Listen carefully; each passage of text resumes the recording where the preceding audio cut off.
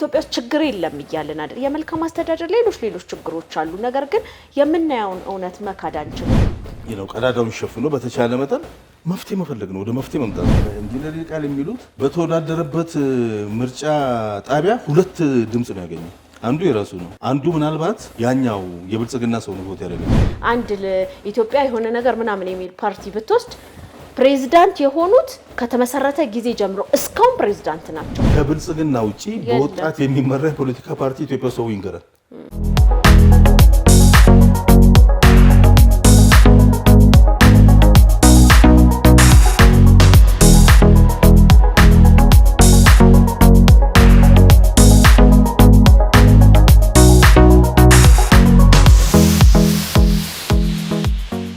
ሰላም ጤና ይስጥልን የተከበራችሁና የተወደዳችሁ የፕራይም ሚዲያ አድማጭና ተመልካቾቻችን እንደምን ሰንብታችኋል ይህ አቤት ጉዳይ የተሰኘ ፕሮግራማችን ነው በዛሬ የአቤት ጉዳይ ፕሮግራማችን ላይ እኔና ባልደረባዬ ጆዋር አደም እዚህ ስቱዲዮ ተገኝተን ስለ ወቅታዊ የሀገራችን ጉዳይ ላይ ውይይት እናደርጋለን እናንተም እንድትከታተሉን እንጋብዛለን እንደምን ናችሁ ሰላም እንኳን አደረሰክ እንኳን አብሮ አደረሰ ለአርበኞች ቀን ነው አዎ ዛሬ የአርበኞች ቀን ነው ዛሬ የድል ቀን ነው ትናንትም የፖሊስ 116ኛ የተከበረበት ቀን ነው አዎ ዛሬ 84ኛው ቁርጦ ነበር እንደ በወያኔ ጊዜ እኮ እንደዚህ አይነት ነገር የለም በወያኔ ጊዜ ቀን ካሌንደር የጀመሩት ከግንቦት ጀምሮ ነው መሰለኝ የመከላከያ ቀን የፖሊስ ሰራዊት ቀን እንግዲህ እንደ ሀገር ኢትዮጵያ ከሆነ ማለት ነው የሚታሰበው እንደ ኢትዮጵያ ስለሆነ መጀመር ያለበት ከመሰረቱ ነበር ከምንድነው ከስራቱ ጋራ ጸብም ሊኖር ይችላል ሌላም ነገር ሊኖር ይችላል ነገር ግን እንደዚህ አይነት አገራዊ ፕሮጀክቶች መጀመሪያ ከተመሰረተበት ቀን ሲሆን ያኮራል 116 አመት አንድም የአፍሪካ ሀገር እኮ የ116 አመት እድሜ የለው የአፍሪካ ሀገሮች የራሳቸው መንግስት ከመሰረቱ 60 አመት አልፈው በ1960ዎቹ አብዛኞቹ የአፍሪካ ሀገር ከቅኝ ግዛት ነፃ ወጥተው የራሳቸውን መንግስት ያከበሩት ከዛ በኋላ ነው ፖሊስ ያዋቀሩት ከዛ በኋላ ነው የሀገር መከላከያ ይኖራቸው የመንግስት የራሳቸው የመንግስት ተቋም ይኖራቸው ሶ ከሁሉም የአፍሪካ ሀገር እድሜ ይበልጣል የኢትዮጵያ የሀገር መስረታው ከዛ በፊት ነው ነገር ግን የተቋም መስረታ 116 አመት ኢትዮጵያ ውስጥ መደበኛ የሆነ ፕሮፌሽናል ፖሊስ ከተመሰረተ 116 አመት ማለት ከመከላከያ ጋር ጎን ለጎን ነው መከላከያም ባለፈው አመት ያከበረው 116ኛ አመቱ መሰለኝ በዚህ አመት ያከበረው ባለፈው የነበረው ወያኔዎች ስልጣን ይዘው በኮታ ሰው መድበው መከላከያ ብለው ከመሰረቱ በኋላ ያለው ነው ከወያኔዎች በፊት የነበረው የኢትዮጵያ የሀገር መከላከያ ሰራዊትን ሁሉ በዜሮ አባስተው የወያኔን ወታደር እድሜ ቆጥረው ነበር የመከላከያ ቀን ሲያከብሩ የነበረው ሶ ይሄ ትልቅ ኩራት ነው የኢትዮጵያ ህዝብ ማወቅ አለበት ምክንያቱም ያለ ፖሊስ አንድ ሀገር መኖር አይችልም ሁሉም ባለም ላይ ያሉ ሀገሮች ፖሊስ አላቸው ስሙ የፖሊሱ ደረጃ ትጥቃቸው የቆሙለት የሰለጠኑበት ዶክትሪን ይለያይ እንጂ ሁሉም ፖሊስ አለው ነገር ግን የኢትዮጵያን ፖሊስ ኢትዮጵያኖች ማክበር አለባቸው ምንም ጥርጥር የለውም ፖሊስ ስላለ ነው ሰው ቤቱ ገብቶ በሰላም የሚተኛው ማንም አይተኛም ነበር ቤቱ ሁሉም በር ላይ ቁጭ ብሎ ሌባን ይጠብቅ ነበር ለነገሩ ኢትዮጵያ ውስጥ እንደዛ አይነት መጥፎ ህዝብም ስለሌለ ነገር ግን ህግን ለማስከበር ህግን በማስከበር ሂደት ከፍተኛ አስተዋጽኦ ያበረከተ ነገር ቢኖር የኢትዮጵያ ፖሊስ ነው ከሌሎች የጸጥታ ኃይሎች እንደተጠበቀው ነው ማለት ነውና ሶ ይሄንኑ ልጨምር ከአርበኞች ቀን በተጨማሪ አንተም እንዳልከው ዛሬ ያው የድል ቀን ነው 84ኛው የአርበኞች ቀን ይከበራል ነገር ግን ምን መሰለህ አሁን እንግዲህ አንተም ለማንሳት እንደሞከርከው ይህንን የድል ቀን በሁለት አይነት መንገድ የሚያዩ ሰዎች አሉ አንደኞቹ ሁሉንም ኢትዮጵያ ውስጥ ያሉ ድሎች እንዲሁም ደግሞ አብዛኛው የኢትዮጵያ ብሔር ብሔረሰብ የተዋደቀለትን ይሄንን ትግል ይሄንን ዛሬን የኢትዮጵያን ህልውና ለመጠበቅ የተዋደቀውን ድል የግል ማድረግ የኔ ሀገር የኔ ባህል የኔ ድል የኔ ቋንቋ ሁሉን ነገር ሰብስቦ ወደ ራሳቸው ጎራ የመክተቱ አንደኛው ይሄ የአሃዳውያን አስተሳሰብ ሲሆን ሌላው ደግሞ አንተም ለማንሳት እንደሞከርከው ወያኔዎች ደግሞ አሉ ያለውን ድል የተገኘውን ድል ሁላ ገደል ከተው ምንም አይነት ድል ኢትዮጵያውያን የለንም ብሎ ይሄ ሀገራዊ ስሜትን መተው ሀገራዊ ስሜት በተለይ ወጣቱ ሀገሩን እንዳይወድ የሀገር ፍቅር እንዳይኖረው ባለፉት 27 ዓመት ትልቅ የተሰራው ነገር ቢኖር ይሄ አንዳንዶች ብሔር ተኮር ግጭቶች ምናምን መነሻው ብሔርተኝነት ነው ምናምን ብቻ ሳይሆን በተደራጀ መልኩ ወያኔዎች የሰሩት ነገር ቢኖር ሀገሩን ማንም ሰው እንዳይወድ እንደውም አንዳንድ ጊዜ አድዋን እንኳን ማለት ነው ምን ይሉሃል ምን ይላል በቀኝ ግዛት ብንገዛ ሲያከብር የነበረው በጣም በግድ ነው ኢትዮጵያ ውስጥ አሁን ኢትዮጵያም ከሌሎች አፍሪካ ሀገሮች ልዩ የሚያደርጋት አሜሪካን ጨምሮ ከአሜሪካ ከበርካታ አገሮች ኢትዮጵያ ልዩ የሚያደርግ ኢትዮጵያ ውስጥ የነጻነት ቀን የለም እውነት ነው ምክንያቱም ነጻ ነበር ህዝቡ የነጻነት ቀን ተብሎ አይከበርም አሁን አሜሪካ ሜይ 4 ጁላይ 4 ይከበራል ጁላይ 4 የነጻነታቸው ቀን ነው ኬንያ የነጻነት ቀን አላት ሱዳኖች የነጻነት ቀን አላቸው ጅቡቲ የነጻነት ቀን አለ ሁሉም የአፍሪካ ሀገር የነጻነት ቀን አላቸው ያከብራሉ ምክንያቱም ነጻነታቸውን አጥተው ነበር በቅኝ ግዛት ተይዘው ነበር ስለዚህ ከቅኝ ግዛት ነጻ የወጡበትን ቀን ያከብራሉ ኢትዮጵያ በቅኝ ግዛት ስላልተያዘች ከቅኝ ግዛት ነጻ የምናወጣበት የምናከብረው ቀን የለንም ሊኖረንም አይጠበቅም ያለው ነገር ምንድነው ቅኝ ገዢዎችን ድል ያደረግንበት ነው የድል ቀን ነው ቅኝ ግዛቶችን ኢትዮጵያ ቢያንስ ሁለቴ በግልጽ በቅርብ በመቶ ዓመታት ሁለቴ ቅኝ ገዢዎችን ድል አድርጋለች ኢትዮጵያ እንደ ኢትዮጵያ ነው የምናወራው የአድዋንና የአምስቱን ዓመት የአርበኝነት ትግል ማንሳት ይቻላል አሁን በአምስቱ ዓመት የአርበኝነት ትግል ወቅት በኃይለ ሥላሴ ጊዜ እኮ ሲከበር የነበረው የነጻነት ቀን ሳይሆን ንጉሱ ወደ ዙፋናቸው የተመለሱበት ቀን ነው ሲከበር የነበረው ነገር ግን ደርግ ነው ያንን ቀይሮ ይሄንን ቀን እንዲከበር ያደረገው የራሱ የሆነ ታሪክ ያለው ቀን ነው እና ድሮ እንደውም በተለይ በደርግ ጊዜ በጣም ይከበራል በየወረዳው ይከበራል በየከተማው በሰልፍ በፓናል ዲስከሽን በንግግር በምን መንፈሱ ነበር ይሄ የድል የኢትዮጵያዊነት መንፈሱ ነበር በጣም ይከበራል አሁንም ያው በጥሩ ሁኔታ ነበር ዛሬ የተከበረው ፕሬዝዳንቱ ተገኝተው ነበረ ሌሎች በርካታ አርበኞች የአርበኞች ልጆች ተገኝተው ነበርና ደስ ይላል እንግዲህ ከዚህ ከአርበኝነት የምንወስደው ነገር ምንድነው ዛሬ ላይ የምንዋደቅለት ወይም ቀኝ መቶ የሚገዛን ኃይል ላይኖር ይችላል ነገር ግን አሁን ጠቅላይ ሚኒስትሩ የሚያስቡ አሉ የሚፈልጉ አሉ ቀኝ ገዢነት እኮ በቀጥታ ብቻ አይደለም በተዘዋዋሪ የሚደረግ ቀኝ ግዛት አለ አሁን ቡርኪና ፋሶ ውስጥ አዲሱ ይሄ ወጣቱ ፕሬዝዳንት የእጅ አዙር ቅኝ አገዛዝን እምቢ ስላለ ኦልሞስት በየቀኑ ነው የግድያ ሙከራ የሚደረግበት ኢንቪዚብል የሆነ የማይታይ ነገር ግን አገሪቷን ወደ ኋላ የመለሰ አለ አህጉሪቷን እያደቀቀ ያለ የእጅ አዙር ቅኝ አገዛዝ አለ በተለይ በምዕራብ አፍሪካ ውስጥ አሁን ኦልሞስት እየታገሉ ያለው ያንን ነው ከቀኝ ገዢዎች ይለያል ቀኝ ገዢዎች እነኚህ ነጮች ናቸው እነኚህ ጥቁሮች ናቸው መሀል መስመር አለ የምትታገዩን ታውቂያለሽ አሁን ግን ቅጥረኞች የነኚህ የቅኝ ገዢ የነበሩት አሁን እጅ አዙር ቅኝ ገዢዎችን አላማ የሚያሳኩ ቅጥረኞች ውስጥ ተሰክስገው ሰላም እንዳይኖር እያደረጉ ያሉት አሁን ኢትዮጵያ ውስጥ የምናየው ያንን ነው በቀጥታም ሆነ በተዘዋዋሪ መንገድ ግብጾች በእጅ አዙር ኢትዮጵያን ለመግዛት ያንን በማድረግም ራሷን የቻለች ጠንካራ የለማች የበለጸገች አገር እንዳትሆን እድሜ ልኳን በችግር በጦርነት እንድትኖርና ያንንም እንደዛም በመሆኗ ባላት ሪሶርስ ኢትዮጵያ ባላት የመሬት ውስጥም ሆነ መሬት ላይ ያለ ሪሶርስ እንዳትጠቀም ስለዚህ በቃ ደሃ አገር ደካማ መሪ ደካማ መንግስት የቅኝ ገዢዎች ተግባር ይሄ ነው የእጅ አዙር ቅኝ ገዢዎች ተግባር ይሄ ነው ደሃ አገር ደሃ ህዝብ ደሃ መንግስት ደካማ መንግስት ልፍስፍስ መሪ ያስቀምጡና የሀገሪቷን ሀብት እንደፈለጉት አድርገው ይበዘብዛሉ ማለት ነው። ይሄ ሀሳቡ አሁንም አለ። በኢትዮጵያ ላይም ሊደረግ የፈለገው ነገር ቢኖር ይሄ ነው። አዎ፣ ግን ምን አለ መሰለክ፣ ሁል ጊዜም ትናንትናም እኮ አድዋ ላይ ስናሸንፍ ባንዳዎች ነበሩ።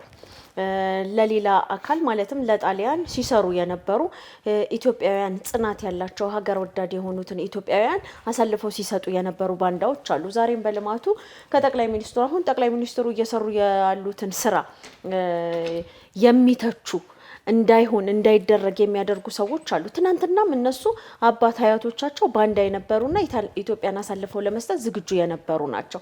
ስለዚህ ሁልጊዜም ባንዳነት አለ፣ ግን አብዛኛው ሀገር ወዳድ አለ። በኢትዮጵያ የማይደራደር በተለይም በአሁኑ ሰዓት ከሪፎርሙ በኋላ የኢትዮጵያ መከላከያ ሰራዊት በኢትዮጵያ የማይደራደር ለኢትዮጵያ መስዋዕትነት ለመክፈል ዝግጁ የሆነና የሚችል ትልቅ ጉልበት ያለው የመከላከያ ሰራዊት አለ። በአሁኑ ጊዜ ኢትዮጵያ እድለኛነቷ በሀገር ህልውና በኢትዮጵያ ፍላጎት የማይደራደር መሪ ነው ያለው። የሀገሪቱ ጠቅላይ ሚኒስትር የሚያደርገው ተግባር በየዕለቱ የምናያቸው የምንሰማቸው በተግባርም በመሬት ላይ እያየን ያለ ነው። ምንድነው የኢትዮጵያን ናሽናል ኢንተረስት የኢትዮጵያን ብሔራዊ ጥቅም ቅድሚያ የሰጠ ነው። ይሄ እኮ ታሪክ እኮ ታይቶ አይታወቅም። በኢትዮጵያ ታሪክ በአፍሪካ ታሪክ እንደዚህ አይነት ነገር የለም።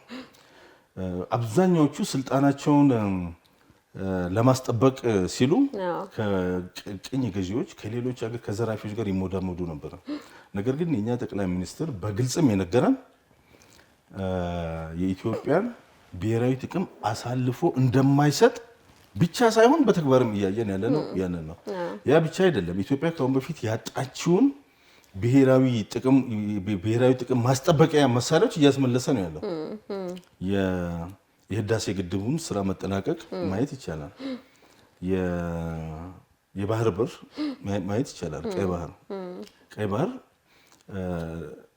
ለረጅም ጊዜ ከኢትዮጵያ ጋር የተገናኘ ታሪካዊ ክስተት ያለው አካል ነው። ነገር ግን ያንን ከኢትዮጵያ ነጥሎ እስካሁን ኦልሞስት ከ30 ሲደመር ዓመት ከኢትዮጵያ ነጥሎ ለማቆየት የቻሉበት ዋናው ምክንያት የነኚሁ ከሩቅ ቁጭ ብለው ኢትዮጵያን ደካማ ሀገር እንድትሆን ለማድረግ ፍላጎት ያላቸው ሰዎች ተግባር ነው። ይህንን ነው ያከሸፈው ጠቅላይ ሚኒስትሩ። ዛሬ ላይ ሆነን ስናይ ኢትዮጵያ የቀይ ባህር የመጠቀም መብት እንዳላት ብዙ እያመኑበት እያለ ነው እያየን ያለ ነው። ሀያላን ሀገራት፣ ሌሎች ሀገራት ጠንካራ መንግስት፣ ጠንካራ መሪ ሲኖር ትከበራለህ። ጠንካራ መሪ ያለው ህዝብ ይከበራል።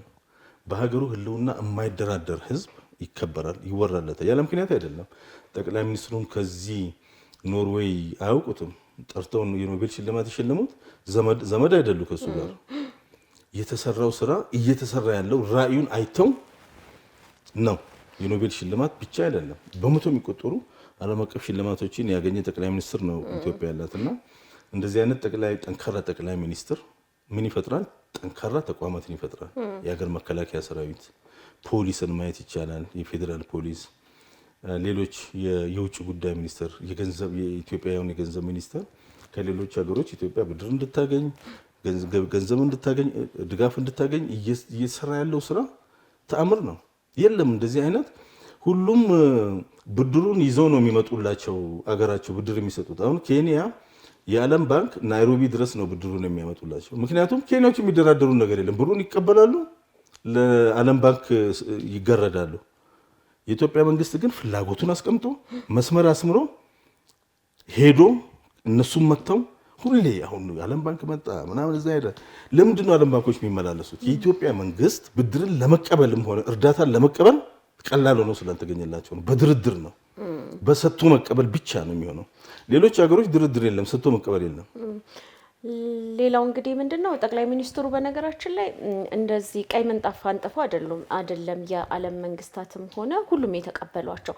በመጀመሪያ በፈተና ውስጥ ያለፍንባቸውን ጊዜ ማስታወስ ተገቢ ይሆናል። ምክንያቱም በተለይም በቅርብ ጊዜ በትግራይ ጦርነቱ ኢትዮጵያ ላይ ማዕቀብ በመጣል የኢትዮጵያ መንግስት ለማዳከምና እነዛ የሚፈልጓቸው እንደፈለጉ አንተም ቀድም እንዳልከው የሚላላኩላቸው መንግስት ኢትዮጵያ ውስጥ እንዲኖር ከፍተኛ አስተዋጽኦ አድርገው ወያኔ ለዚህ ጥሩ መሳሪያ ነው። ወያኔ ብቻ አይደለም። አሁን ፋኖች አቋረጥኩሽ? አዎ እና ልቀጥል ወይስ ትጨርሻለሽ? ልጨርስና እንትን በል እና ምንድነው ጠቅላይ ሚኒስትሩ እንግዲህ ጥንካሬያቸው ምንድነው ያንን በጽናት አልፈው ህዝባቸውን ከጎናቸው በማሰለፍ ጦርነቱንም ድል በማድረግ እንዲሁም ደግሞ የፕሪቶሪያው ስምምነት እንግዲህ ወያኔን ድል ማድረግ ተቸግሮ ሳይሆን አንድም ቀን ቢሆን ጦርነት አስፈላጊ አለመሆኑን በመረዳት ከዛ በኋላ ምንድነው ያደረጉት በዲፕሎማሲው መንገድ ከፍተኛ ስራ በመስራት ጠቅላይ ሚኒስትሩ ራሳቸውን እውነተኛ የኢትዮጵያ መሪ በጣም የሚገርምክ ነገር አረቦች ሳይቀሩ በአረብ ሚዲያ አልጀዚራ ማየት ይችላል የተለያዩ ሚዲያዎች አሁን ገና ኢትዮጵያ መሪ እንዳገኘች ይናገራሉና ስለዚህ ጠቅላይ ሚኒስትሩ ተዋድቀው ነው ህዝባቸውን ከጎናቸው በማሰለፍ የሚሰሩትን ስራ አሳይተው ነው እንጂ ሁሉም መንግስታት አው በቃ ደስ አይላቸው በነገራችን ላይ አሁን ግብጾችን ብትወስድ እንደዚህ አይነት መሪ ኢትዮጵያ ውስጥ እንዲኖር አይፈልጉም አሜሪካኖችም አይፈልጉም ብዙዎቹ እነኚህ ሀያላን ሀገራት ግብጽ እንኳን ከሀያል የምትቆጠር ሀገር አይደለችም ነገር ግን ግብጽ በቀጥታ አንደኛ በኢትዮጵያ ላይ ከፍተኛ የሆነ ፍላጎት አላት ያው ከሪሶርስ ጋር የተያዘ ነው ከውሃ ጋር የተያዘ ነው ትልቅ ፍላጎት አላት ሁለተኛ በአንድ መልኩ ግብጾች በመካከለኛው ምስራቅ የአሜሪካን ፖሊሲ የሚያስፈጽሙ ናቸው ስለዚህ ከአሜሪካ መንግስት ጋር ጥሩ ግንኙነት አላቸው ያንንም እንደ ማስፈራሪያ ሊጠቀሙ ይፈልጋሉ ኢትዮጵያ ውስጥ ያንን የሚፈራ ጠቅላይ ሚኒስትር የለም ወያኔዎችም ከግብጽ ከኤርትራ ጋር ሁሉ እየሰማን እንዳለ ነው ከኤርትራ ጋር ደግሞ ግብጽ ደግሞ አሜሪካ ውስጥ ካሉ አንዳንድ ኃይሎች ጋር ያላቸውን ግንኙነት በመጠቀም እነኚህም የኢትዮጵያን መንግስት ሊያስፈራሩ ይፈልጋሉ አሁንም የሚፈራ መንግስት ኢትዮጵያ ውስጥ አልተፈጠረም የጦርነቱ ጊዜ አሁን እንደምታስታውሽ እኛ እዚሁ ነበርን ያው እናወራ ነበረ በየቀኑ ያን ጊዜ መንግስትን ለማስፈራራት ከፍተኛ የሆነ ፕሮፓጋንዳ ሲነዛ ነበር ሁሉም ሚዲያዎች አልጀዚራ ሲኤንኤን ቢቢሲ ሌሎቹም ነው እና የኢትዮጵያ መንግስት እንዳለቀላት አዲስ አበባ እንደተከበበች ይነግሩናል ብዙ ነገሮች ነበሩ እኛ በግል አሁን እኔ የአሜሪካን ዜጋ ነኝ ከአሜሪካ ኤምባሲ የማይመጣልኝ ኢሜል የለም አገሪቷ እኮ ወጪን ሸፍነን ወደ አሜሪካ ትሄዳለህ በየቀኑ ነበረ በኢሜል በተለያየ እንትን የሚሉት ሪያሊቲው ግን አይደለም የተከበበ አዲስ አበባ የለም እየወደቀ ያለ መንግስትም አልነበረም እነሱ ግን ከፍተኛ የሆነ ፕሮፓጋንዳ ሲሰሩ ነበር ምክንያቱም ወያኔን መልሰው ለስልጣን ማብቃት ሁለት ነገር ነው ያሰቡ አንደኛ ከቻሉ ወያኔን መልሰው ለስልጣን ማብቃት ነው ካልቻሉ በወያኔ አስፈራርተው ጠቅላይ ሚኒስትሩና የኢትዮጵያ መንግስት እጁን ጠምዝዘው የፈለጉትን ማሰራት ነው የፈለጉት ሁለቱም አልተሳካም መንግስት ከሁለቱም አንዱንም አልመረጠም የመረጠው ምንድነው ፕሮፓጋንዳውንም ጦርነቱንም ተጋፍጦ ማሸነፍ ነው አሸነፈ ይሄ ሪል ነው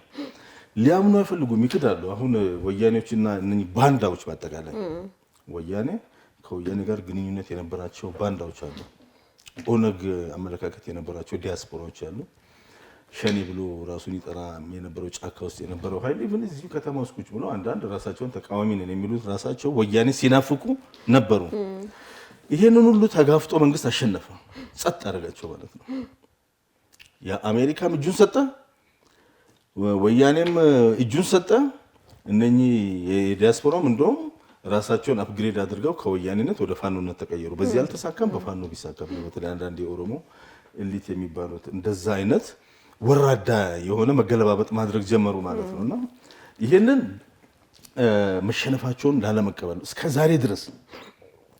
ዛሬ ድረስ ለቅኝ እጃዙር ቅኝ ገዢዎች ወይም ደግሞ ለኢትዮጵያ ታሪካዊ ጠላት ለሚባሉት ተቀጥረው በየቀኑ እየተሸነፉ ያሉ ሰዎች ሽንፈታቸውን አይቀበሉ በየቀኑ እየተሸነፉ ነው አማራ ክልል ውስጥ ኦልሞስት በፋኖ በኩል እጃቸውን አስገብተው ብዙ ነገር ለማድረግ ጥረት ሲያደርጉ ነበር ዛሬ ላይ ሆነን ስናይ ፋኖ ጉም ሆኗል አመድ እየሆነ ነው ያለው ህዝቡ የአማራ ህዝብ ራሱ ወጥቶ አመድ እያደረጋቸው ነው ያለው በየቀኑ እርስ በራሳቸው እየተባሉ ነው ዛሬ ላይ ፋኖን ለመቆጣጠር የሀገር መከላከያ ሰራዊት አያስፈልግም ከሀገር መከላከያ ሰራዊት አይመጡም በታች ናቸው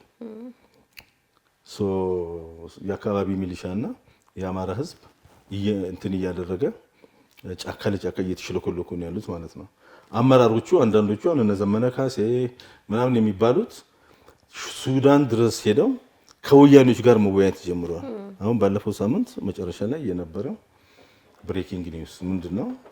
ዘመነ ካሴ የሚባለው ሰውዬ ሱዳን ሄዶ ሳምሪ የሚባሉት በወልቃይት አካባቢ ጦርነት ያኔ በሰሜን ጦርነት ጊዜ በአማራ ወልቃይት በሚኖሩ አማራዎች ላይ ጄኖሳይድ በመፈጸም የሚጠይቁት በሺህ የሚቆጠሩ ንጹሃንን የጨፈጨፉት ከዛም ሸሽተው ሱዳን ውስጥ ገብተው እዛ መሽገው ከነበሩት ጋር ሄደው ተገናኝተዋል።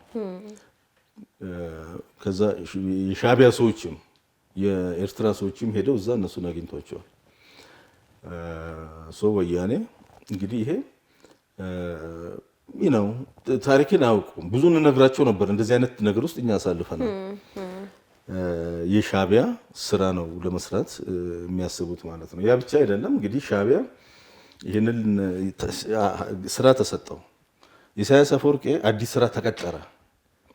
የግብፅን የኢጅፕትን አላማ ለማስፈጸም በኢትዮጵያ ላይ ለማስፈጸም አዲስ ስራ ተቀጥሮ እየተንቀሳቀሰ ያለ ሰው ነውና ያ ናቸው። ነገር ግን እነሱ ያልተረዱ ሱዳን አሁን እንደ ሱዳን ኦልሞስት የቀድሞ አልቡርሃን የሚሉ ሰውዬ ወደ ካርቱም ተመልሷል። ሰማን።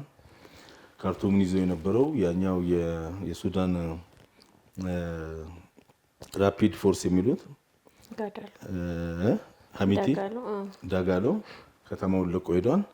በቃ አልቡርሃን ካርቱምን ተቆጣጥሯል። ከዛ ፋኖችና ወያኔዎች አልቡርሃን ይደግፈናል፣ የኢትዮጵያ መንግስት እንደመሰሳለን ብለው ያወራሉ። ነገር ግን ሱዳን እንኳን እነሱን ለመደገፍ ራሳቸውን በሁለት እግር 40 ዓመት ይፈጅባቸዋል። አመድ የሆነ አገር ነው ካርቱም። ኦልሞስት አመድ ሆኗል። የሰው ዘር ውስጡ የለም። ኦልሞስት በሚሊዮን የሚቆጠር የነሱ ዜጋ በሀገር ውስጥና በውጭ ሀገር ተሰዶ ያለ ነው። እዚህ መከራ ውስጥ የገቡት የኛ ጠቅላይ ሚኒስትር ሄዶ ሰላም በመካከላቸው ለመፍጠር ያደረገውን ጥረት ባለመቀበላቸው ነው። ያንን ጥረት ባለማክበራቸውና እንደውም በእኛ ጠቅላይ ሚኒስትር ላይ ያልሆነ ስራ ለመስራት ሲያስቡ ግፉ በእነሱ ላይ ደረሰ ማለት ነው። ስለዚህ እንደዚህ አይነት ነገሮች አሉ። በዚህ ሁሉ ውስጥ ግን በጣም ጠንካራ የሀገርን ህልውና አሳልፎ የማይሰጥ በብሔራዊ ጥቅም ላይ የማይደራደር እና በህዝብ ከፍተኛ የሆነ ተቀባይነት ያለው የሰው ዝም ብሎ እንደሚያወራው አይደለም። የኢትዮጵያ ጠቅላይ ሚኒስትር በሁሉም የኢትዮጵያ ህዝብ የሚደገፍ ነው። አንድም ቀን የኢትዮጵያን ህዝብ የሚያስቀይም ቃል ተናግሮ አያውቅም፣ ስራም ሰርቶ አያውቅም። አንድ ማስረጃ ሰው ሊያመጣ አይችልም። አንድ ቀን መጥፎ ነገር ተናግሮ አያውቅም። ይሄ ሰውዬ መጥፎ ስራ ሰርቶ አያውቅም። ድሃ ሀብታም፣ ብሔር ሳይለይ እምነት ሳይለይ ሁሉንም የኢትዮጵያ ህዝብ በአንድ ቃል በአንድ አይን አይቶ ነው እያገለገለ ያለውና ኢትዮጵያዊ መነቃቃትም የተፈጠረው ከዚህ ከጠቅላይ ሚኒስትሩ መምጣት በኋላ መሆኑን ሁላችንም የምናስታውሰው ነገር ነው። ሁሉም ብሔሩን ይዞ በአንድ መንገድ በተካረረበት ጊዜ የመደመርን እሳቤ በማምጣት ጠቅላይ ሚኒስትሩ ወጣቱን በተለይ ተስፋ የቆረጠውን ወጣት ወደ አንድነት ለማምጣት የሰራው ስራ ቀላል የሚባል አይደለም። እንግዲህ ጠቅላይ ሚኒስትሩ ያላቸውን ጽናት፣ ሀገር ወዳድነት፣ እምነት በተለይ በህዝባቸው ላይ ያላቸው እምነት እጅግ በጣም የሚያስደስት ነው። ሌላ የሚሰሩት ስራ ኢትዮጵያ ውስጥ እኮ እናውቃለን። የሆነ ፕሮጀክት ለመሰራት የሆነ መንገድ ለመሰራት ዜና አድርገን እኮ ስንሰራ የነበረው እኮ የመሰረተ መንገድ ተጣለ የሚለው ነው። በአሁኑ ሰዓት የሚያልቁ ፕሮጀክቶች ፍጥነት ስታይ እኔ አሁን እንደዚህ አይነት ነገር ስንናገር ኢትዮጵያ ውስጥ ችግር የለም እያልን አይደል። የመልካም አስተዳደር ሌሎች ችግሮች አሉ። ነገር ግን የምናየውን እውነት መካድ አንችልም። ሌላ ኢትዮጵያ አስታውሳለሁ የቀድሞ ጠቅላይ ሚኒስትር መለስ ዜናዊ እኔ ከወርቅ ዘር የተገኘው ነኝ ብለዋል። ጠቅላይ ሚኒስትሩ ግን ለአንድ ጊዜም ከኢትዮጵያዊነታቸው ሌላ ምንም አይነት የዘረኝነትም ሆነ ብሔር ስሜት የሌላቸውና ግን ኢትዮጵያንና ኢትዮጵያውያንን አንድ ለማድረግ የሰሩት ስራ በተለይም በአሁኑ ሰዓት የሚሰራው ከሀገር ወጥተው የሚንከራተቱ ዜጎችን ወደ መመለስ በጣም ስሜት ነው የሚነካው። መጥተው መሬቱን አፈሩን ሲቀቡት መሬቱን ሲስሙት ምን ያህል ስቃይ ውስጥ እንደነበሩ ግን የቀድሞ ጠቅላይ ሚኒስትር ከአረብ ሀገር በርሜልና አብድን የተረፈኝ በሚል የአረብ ሀገር ሴቶችን ሙሉ ጭንቅላታቸውን በምን ያህል ደረጃ እንደጎዱት እናስታውሳለን። ሌላ እንግዲህ በአንዳነት ሱስ የሆነባቸው ዛሬም ኢትዮጵያን ወደ ኋላ ለመጎተት የሚያደርጉትን ጥረት ያሳፍራል ይሄ።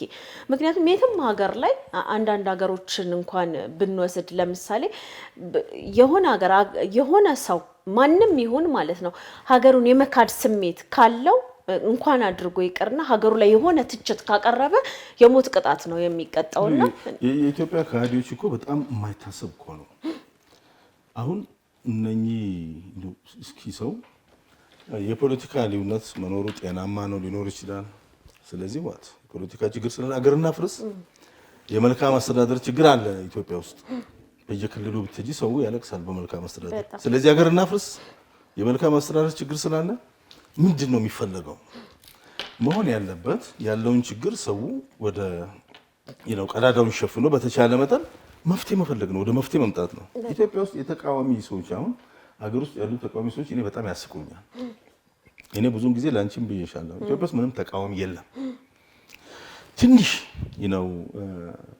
እንደው ውስጡ ባንዳ ዲኤንኤያቸው ውስጥ ያለ ሰው ተሰግስገው አላሰራሉት እንጂ ኢዜማ የሚባለው ድርጅት ይሻላል ብዬ ነበር በቀደም።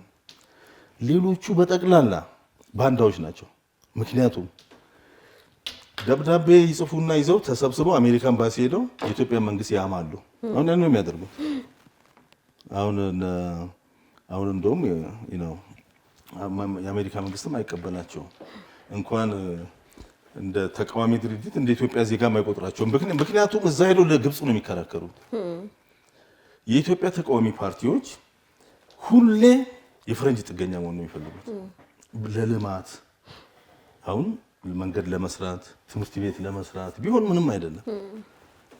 መንግስትን ለመቃወም እንዴት አንድ ኢትዮጵያዊ ፖለቲከኛ የአሜሪካ መንግስት ጥገኛ ይሆናል? አሁን ገዱ አንዳርጋቸውና ይልቃል ጌትነት የሚባለው ሲጀመር ይልቃል ጌትነት የሚባል ሰውዬ ምርጫ ተወዳድሮ አዲስ አበባ ውስጥ ያለፈው ምርጫ ፌር ኤንድ ፍሪ ነበረ። ምንም አይነት ተንኮል የሌለበት ፍሪ የሆነ ምርጫ ነበረ። እንደዛ ነው ብልጽግና ያሸነፈው። ኢንጂነር ይልቃል የሚሉት በተወዳደረበት ምርጫ ጣቢያ 2 ድምፅ ነው ያገኘው። 2 ሰው፣ አንዱ የራሱ ነው፣ አንዱ ምናልባት ያኛው የብልጽግና ሰው ነው ቮት ያደረገለት። ምክንያቱም እንደሚመረጥ ስለሚያውቅ እቺ ሰውዬ ብቻውን ከምትሆን ብሎ ካልሆነ በስተቀር 2 ሰው ነው ቮት ያደረገለት። መቁጠር ይቻላል እዛ ምርጫ ጣቢያ ድምፅ ሄደው። እንደዚህ አይነት ሰዎች ናቸውና በህዝብ የተተፉ ሰዎች ሄደው ፈረንጅ ስር ይደበቃሉ። አሜሪካ ኤምባሲ ሄደን ስቴት ዲፓርትመንት አወራን። ስቴት ዲፓርትመንት በኢትዮጵያ ውስጥ ረብሽ ማንሳት የአሜሪካ ስቴት ዲፓርትመንት በማንኛውም ሀገር ውስጥ ተቃዋሚዎችን ደግፎ ምንም አይነት ነገር የማድረግ መብትም የለውም፣ አቅምም የለውም፣ ፍላጎትም የለውም። አይፈልጉም። የሚፈልጉት ምንድነው? ስፓይ ነው የሚያደርጓቸው፣ ይሰልሏቸዋል። መጠቀሚያ ነው የሚያደርጋቸው። በተለይ የትጥቅ ትግልን እደግፋለሁ የሚል ሰው አሜሪካ ስቴት ዲፓርትመንቶች እንደ ኋላ ቀር ነው የሚያዩት። የአሜሪካ ስቴት ዲፓርትመንት የትጥቅ ትግልን የሚደግፍ ሰው በኢትዮጵያ ውስጥም ሆነ በሌላ ሀገር ለራሳቸው እኮ ሲፈልጉ ጦርነት ይሄዳሉ። ምክንያቱም እነሱ ሀያል ናቸው። ነገር ግን አንድ ኢትዮጵያዊ ወይም አንድ ሱዳናዊ ወይም አንድ ኢራናዊ የትጥቅ ትግልን እደግፋለሁ ብሎ ሄዶ ሲያወራቸው አንደኛ የሚያወራቸው በሴኩሪቲ ደረጃ ነው። በር ላይ ያሉ ሴኩሪቲዎች ናቸው የሚያወራቸው። ትንሽ ከፍ ግን ዴስክ ላይ ሰው ያወራቸዋል። ዴስክ አለ፣ አፍሪካን ዴስክ፣ ኢስት አፍሪካን ዴስክ አለ። እዛ ላይ ሰው ያወራቸዋል። ለሪፖርትም አይደርስም ሌላ ቦታ እሱ ከዛ አያልፍም። እና ስቴት ዲፓርትመንትን አወራ ምናምን ይላሉ። እንደ ኋላ ቀሩ ነው የሚያያቸው። ይሄ ፋን ነው ሸኔ ዛሬ እኮ አይደለም። እኛ እኮ ኦልሞስት 100 ጊዜ ሄደናል ስቴት ዲፓርትመንት። አፍሮ ነው ሰው የሚወጣው። ሸኔ ፋን ነው ምናምን የምትዩኝ ጠመንጃ ተሸክመው ጫካ ውስጥ የሚሄዱትን እንደ ኋላ ቀር ነው የሚያቸውና ይሄንን ለኢትዮጵያ ውስጥ ያላቸው ንቀት ለኢትዮጵያ ውስጥ ያላቸው ንቀት ከፈረንጅ ጋር ስላወሩ መጥተው እንደ ትልቅ ፖለቲሽን አድርገው ሊነግሩን ይፈልጋሉና ይሄ ተቀባይነት የለውም። ትልቁ ነገር ኢትዮጵያ ውስጥ ችግሮች እንዳሉ እናውቃለን። ችግር ስላለ ሀገራችንን አንበትንም፣ ሀገራችንን አናፈርስም፣ ከግብጽ ጋር አንሰለፍም።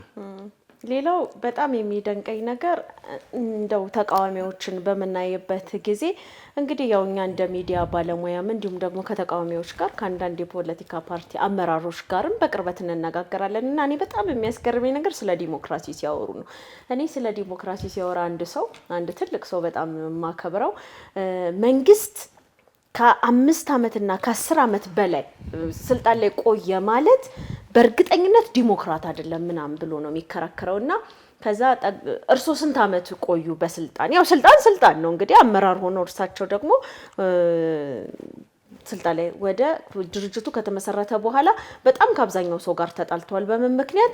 ያንን የፕሬዝዳንትነቱን ወይም ደግሞ የትልቁን አመራር ቦታ አለቀም በማለት ብዙ ሰዎችን አሳደዋል። ብዙ ሰዎች በሳቸው ተማረዋል ምናምን ይሄንን ነው የምናስተውለው። ለምሳሌ አሁን አንድ የፖለቲካ አመራር ብትወስደው ድሮ ወያኔ ከመመስረቱ በፊት የተመሰረተ እንኳን የፖለቲካ ፓርቲ የለም እዚህ አሁን ላይ በመናየው ማለት ነው። ነገር ግን አንድ ኢትዮጵያ የሆነ ነገር ምናምን የሚል ፓርቲ ብትወስድ ፕሬዝዳንት የሆኑት እንትኑ ከተመሰረተ ጊዜ ጀምሮ እስካሁን ፕሬዝዳንት ናቸው።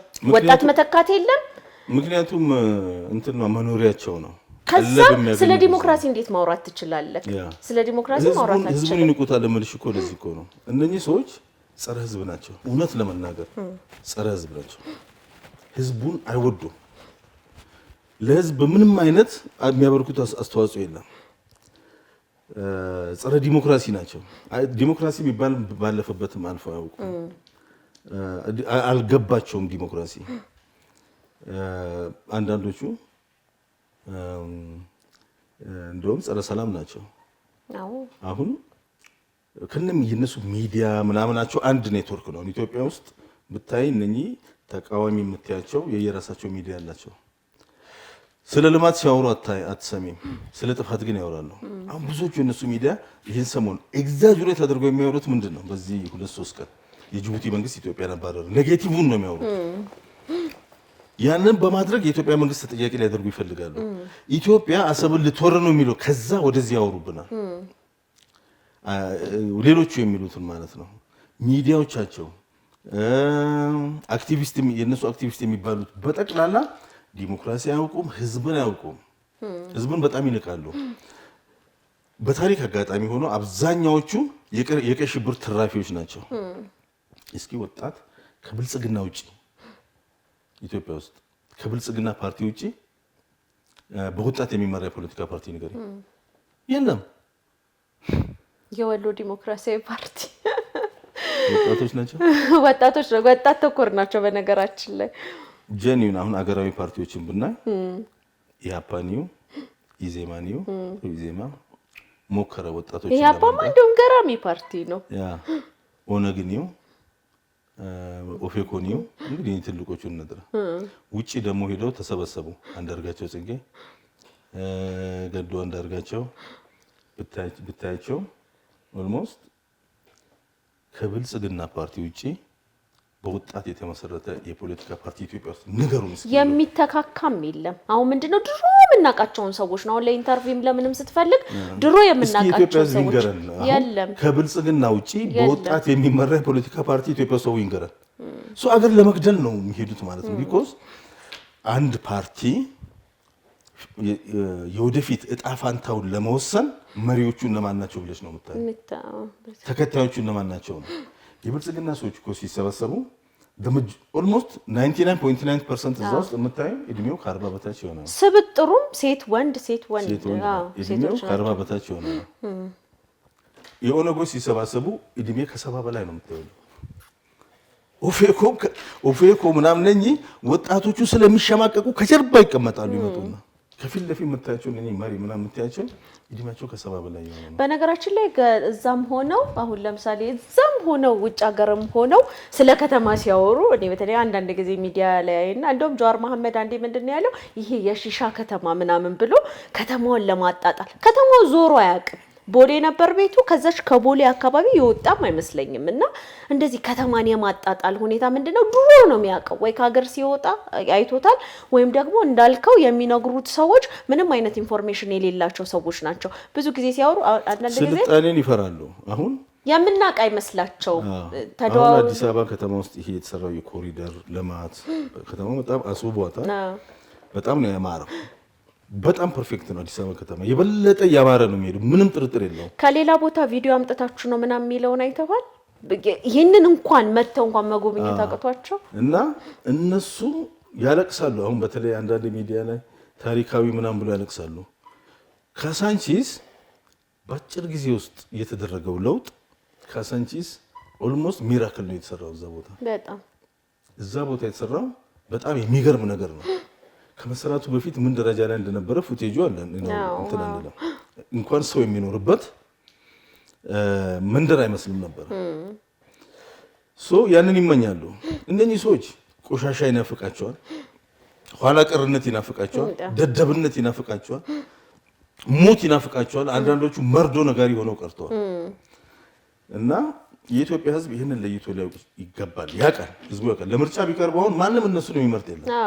ሰው ከወጣት ኃይል ነው የሚፈልገው። የተማረ ወጣት ጀኒን የሆነ በስሜት ሳይሆን የሚገርመው አገሪቷን እየመራ ያለው መንግስት ውስጥ ያሉ ሰዎች እኛ ምንም አድርገውልን አይደለም፣ ሪያሊቲውን መናገር ስላለብን ነው። በግል ምንም ከነሱ አናቃቸው ብለ ለሀገራችን ካደረጉ በግል ስለኛል ብል ያደርጉልን ይችላል። ይሄ ወጣት የተለያየ የቴክኖሎጂ ቦታዎች ብትሄጂ፣ የኢንዱስትሪ ቦታ ብትሄጂ፣ የአይቲ የሚሰራበት ቦታ እንደ አርቲፊሻል ኢንተለጀንስ፣ ኢንሳ፣ የሀገር ሴኩሪቲ፣ መከላከያ ምናምን ብትሄጂ ወጣት የተሞላ እንትን ነው ማለት ነውና ይሄ ወጣት በስሜት የሚገርመው የተገላቢጦሽ ሆነ ኢትዮጵያ ውስጥ። አዛውንቶቹ በስሜት ይሄዳሉ፣ ወጣቱ በስሌት ይሄዳል። እና ይሄ ነገር ነው እንትን የምንለው። የሚጨመሪው ነገር ካሌለ በስተቀር ለሌላ ቀን እናሳድረው። እጅግ በጣም ነው የማመሰግነው ጀዋር። ዛሬ እንደውም ቆንጆ ነገር አንስተን ውይይት አድርገናል። በነገራችን ላይ ስለ ወጣቶች ስታወራ በትናንትናው ዕለት የሙስሊም ወጣቶች ካውንስል ተመስርቷል። በጣም የሚገርሙ ወጣቶች ናቸው። እዛም ላይ ተገኝተውም ንግግር የሚያደርጉም አሉና እንደሚታወቀው ኢትዮጵያ ውስጥ የመጣውም ለውጥ በወጣቶች የመጣ መሆኑን ለማስታወስ ነው። የተከበራችሁና የተወደዳችሁ የፕሮግራማችን አድማጭና ተመልካቾቻችን ፕሮግራማችን የተከታተላችሁትን ይመስል ነበረ። ቀሪ የፕራይም ዝግጅቶች እንደቀጠሉ ናቸው። መልካም ጊዜ ይሆንላችሁ።